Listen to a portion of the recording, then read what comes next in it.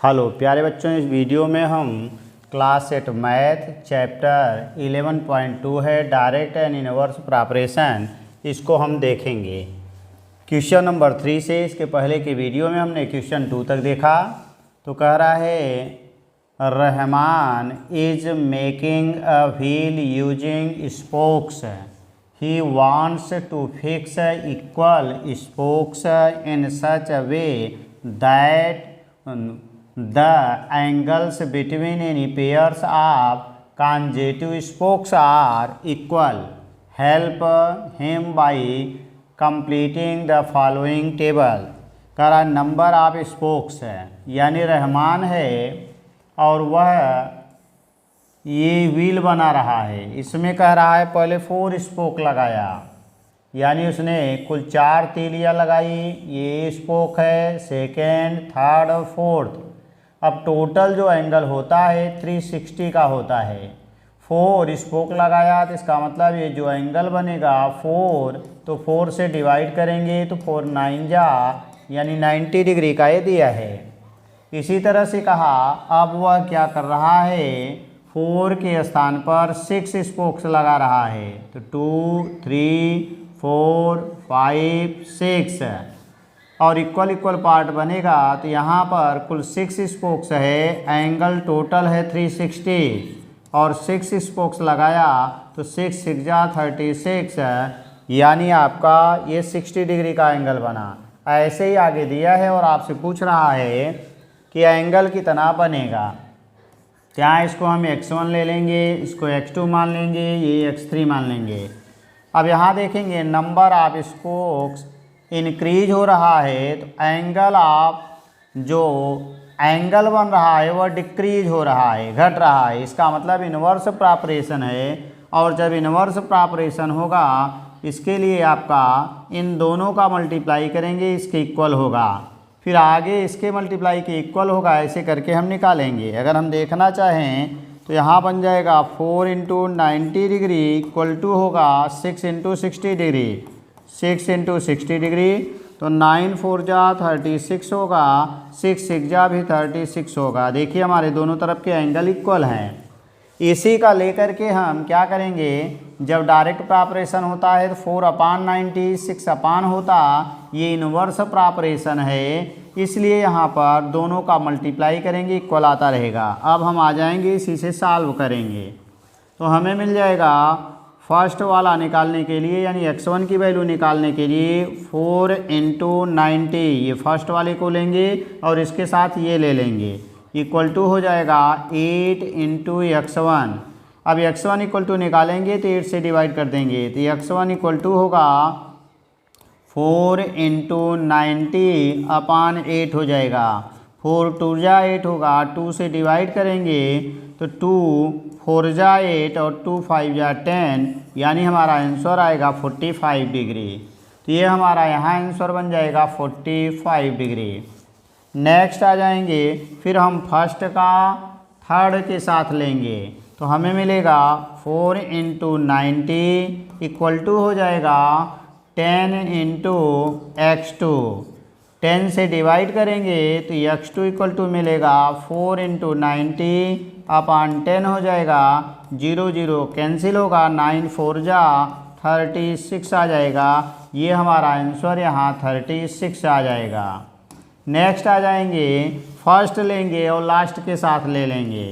तो फर्स्ट हमारा 4 × 90 बनेगा, तो बनेगा 4 × 90 डिग्री इक्वल टू हो जाएगा, लास्ट नंबर हमारा 12 है इंटू x3 बन जाएगा। 12 से डिवाइड कर देंगे तो x3 इक्वल टू हो जाएगा 4 × 90/12 बन जाएगा। तो 4 3 जा 12 होगा, 3 से डिवाइड करेंगे, 3 3 जा 90, यानी 30 डिग्री बन जाएगा। तो इसकी वैल्यू हमें 30 डिग्री मिल जाएगी। तो ये आपके रहे क्वेश्चन नंबर 3 का। अब इसमें हम देखेंगे कुछ क्वेश्चन पूछे गए हैं। करा are the number of spokes and the angle formed between the pairs of consecutive means लगातार स्पोक्स इन इनवर्स ऑपरेशन। तो आपने पाया नंबर ऑफ स्पोक से इंक्रीज करने पर एंगल डिक्रीज हो रहा था, इसका मतलब ये इनवर्स प्रॉपरेशन है। तो यहाँ हम लिखेंगे एस इनवर्स प्रॉपरेशन। सेकेंड आपसे पूछ रहा है calculate the angle between a pair of consecutive spokes on a wheel with 15 spokes. यानी दिया गया था तो हम यहाँ बनाएंगे, जब हमारा स्पोक्स यहाँ था, स्पोक्स यहाँ था स्पोक्स और यहाँ था एंगल, तो 4 स्पोक था तो 90 डिग्री का एंगल था। और यहाँ कह रहा है अगर 15 स्पोक्स हो जाए तो यहाँ 15 हो जाए तो एंगल को हम x मानेंगे। तो आपने पाया इनवर्स प्रॉपरेशन है, इन दोनों का मल्टीप्लाई इसके मल्टीप्लाई के इक्वल होगा। तो हमारा बन जाएगा 4 × 90 इक्वल टू होगा 15 × x। 15 से डिवाइड कर देंगे तो x इक्वल टू होगा 4 × 90 अपान 15 हो जाएगा। 15 6 जा बनेगा, 6 4 जा 24 डिग्री, और यही आपका आंसर हो जाएगा। नेक्स्ट थर्ड नंबर करा how many spokes would be needed if the angle between a pair of consecutive spokes is 40 degree. फिर यहाँ आएंगे, यहाँ बनेगा स्पोक्स, ये हो गया स्पोक्स और नीचे होगा एंगल। तो यहाँ 4 स्पोक्स था तो 90 डिग्री का एंगल था, अब ये कह रहा है 40 डिग्री का एंगल बन जाए। ये एंगल अब 40 डिग्री दे दिया है, अब इसको हम y ले लेंगे। तो आगे आएंगे, फिर इन दोनों का मल्टीप्लाई इसके मल्टीप्लाई के इक्वल होगा। तो बनेगा 4 × 90 इक्वल टू होगा y × 40। 40 से डिवाइड होगा तो y इक्वल टू बन जाएगा 4 × 90 अपान 40 हो जाएगा। 0 0 कैंसिल होगा, 4 से 4 कैंसिल हो जाएगा, तो हमारा आंसर आ जाएगा 9। यानी ये क्या बना, स्पोक्स कितना चाहिए, 9 स्पोक्स हो जाएगा। क्वेश्चन नंबर 4 है if a box of sweets in divided among 24 children they will get 5 sweets each. How many would each get if the number of the children is reduced by 4। यानी यहाँ हम आ जाएंगे तो यहाँ फिर हम बनाएंगे चार्ट। चार्ट के लिए हमें क्या मिलेगा, एक स्वीट्स मिलेगा और दूसरा चिल्ड्रेन। तो यहाँ हम आ जाएंगे डिवाइडेड एमंग 24 चिल्ड्रेन 5 स्वीट्स। तो यहाँ हम आ जाएंगे, लिखेंगे एक में चिल्ड्रेन और नेक्स्ट में हो जाएगा स्वीट्स। तो कह रहा है कि 24 चिल्ड्रेन ईच गेट 5 स्वीट्स। फिर नेक्स्ट दिया है how many would each get if the number of the children is reduced 4। यानी 4 आपका रिड्यूस्ड कर दिया जाए, कम हो जाए, तो 24 - 4 इक्वल टू ये बन जाएगा 20 चिल्ड्रेन। तो मानेंगे यहाँ x। अब नंबर ऑफ स्टूडेंट्स डिक्रीज होगा तो स्वीट्स ग्रेटर मिलेगा, ज़्यादा मिलेगा। इसका मतलब संख्या घटने पर मिठाई बढ़ेगी, इनवर्स में है, इन दोनों का मल्टीप्लाई इसके मल्टीप्लाई के इक्वल हो जाएगा।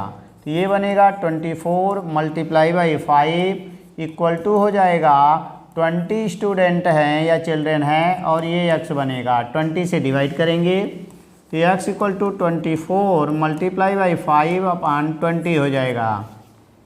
5 4 जा आएगा, 4 6 जा हो जाएगा, तो आपका आंसर 6। और ये स्वीट्स है तो स्वीट्स बन जाएगा। यानी प्रत्येक बच्चे को कह रहा है 6 मिठाइयाँ मिलेंगी। नेक्स्ट है question number 5 a farmer has enough food to feed 20 animals.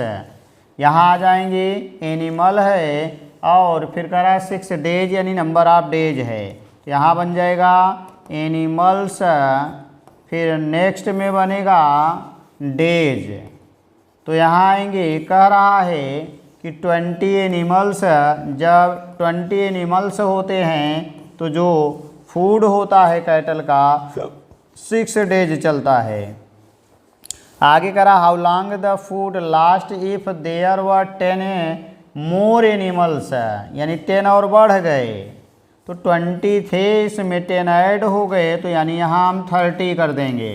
अब यहाँ मानेंगे x डेज अब चूँकि एनिमल से इंक्रीज होंगे तो डेज डिक्रीज होगा, माने भोजन कम दिन चलेगा, अर्थात इन दोनों का मल्टीप्लाई इसके मल्टीप्लाई के इक्वल होगा, क्योंकि ये हमारा डायरेक्ट न हो करके इनवर्स ऑपरेशन है। हमारा बनेगा 20 × 6 इक्वल टू बन जाएगा 30 × x, 30 × x। अब 30 से डिवाइड करेंगे तो x इक्वल टू होगा 20 × 6/30 हो जाएगा, 0 0 कैंसिल होगा, 3 2 जा और 2 2 जा 4 डेज। चूँकि ये दिन दिया है तो हमारा आंसर बन जाएगा यहाँ पर 4 डेज। इसके नीचे के क्वेश्चन को आप लगाएंगे, इसी तरह से सॉल्व करेंगे। तो थैंक्स फॉर वाचिंग। इस तरह के वीडियो को देखने के लिए चैनल को सब्सक्राइब करें तथा वीडियो को लाइक करें।